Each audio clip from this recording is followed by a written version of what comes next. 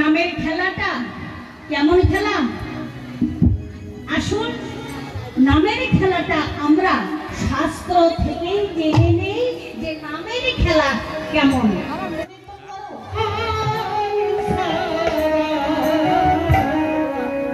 তাম্বুলপুর জেলা অন্তর্গত এই পিপলিনীত আমার 29তম অখণ্ড নামযজ্ঞ কালী মন্দির প্রাঙ্গণত চলি আছে।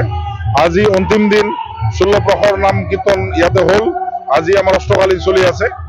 আমার উদ্যোক্তাসকল ইয়াতে যিসকল আমার বিভিন্ন ভাষাভাষী ধৰ্মাৱলম্বী মানুহ আছে সকলে মিলি আয়োজন কৰা এই কাৰ্যসূচী যথেষ্ট সুন্দৰ, যথেষ্ট ধুনীয়া হৈছে। আৰু আমাৰ এই মহাপ্ৰভুৰ নামযজ্ঞ যাতে এই পিপলিনীৰ জৰিয়তে গোটা তামুলপুৰবাসী, বিটিআদিবাসী, অসমবাসী শান্তি সমৃদ্ধি আমি কামনা কৰিলো। লগতে এই অঞ্চলৰ উন্নয়ন আমি কামনা কৰিলো।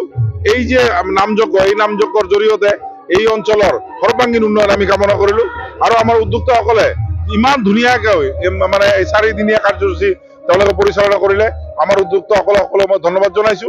লগতে অহা বছৰ যাতে আৰু ধুনীয়া আমি কাৰ্যসূচী কৰিব পাৰো তাৰ কামনা কৰিলো। আজি আমাৰ 1 নং পিপলিনী কালী মন্দিৰ প্ৰাংগণত যি 29তম সাৰ্বজনীন যি হৰিনাম যজ্ঞ পালি আহিছো।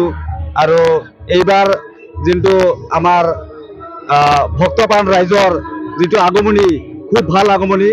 আৰু আমাৰ এই অঞ্চলৰ জাতি নিৰ্বিশেষে গোটেই সকলো ধৰ্মপ্ৰাণ ৰাইজে আমাৰ এই অনুষ্ঠানত বিশেষ কৰি বৰ ধুনীয়া কৰি মানে অনুদানবোৰ আগবঢ়াই আমাৰ কাৰ্যসূচীটো ইমান সুন্দৰ কৰি মানে চলাই নিয়াত সুবিধা হৈ গৈছে।